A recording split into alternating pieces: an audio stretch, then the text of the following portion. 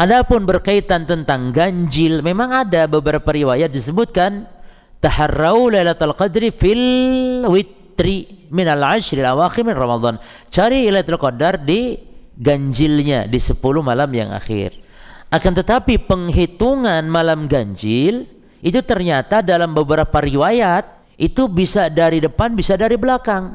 Kalau dari depan berarti malam ganjil itu malam 21 di 10 atau di 10 malam terakhir itu berarti malam 21, malam 23, malam 25, malam 27, malam 29.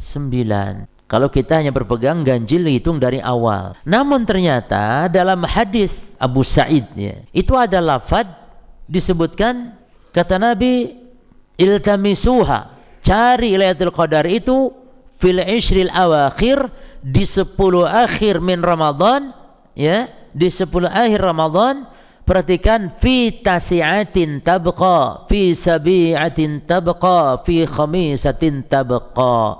Ini dia dalil yang menunjukkan ganjil bisa dihitung dari belakang. Cari Lailatul Qadar di 10 akhir Ramadan, yakni di tasi'atin tabqa, di 9 malam yang tersisanya. Lah kalau 9 malam yang tersisa, lalu kata Nabi di 7 malam yang tersisa, lalu kata Nabi khamisatin tabqa, di 5 malam yang tersisa, itu berarti ganjilnya itu dari belakang. Berarti kalau dari depan yang genapnya. Berarti jika demikian Bapak Ibu sekalian, sudahlah, kita tidak usah lihat ganjil genap. Kita mari fokus ibadah di 10 akhir, jangan luput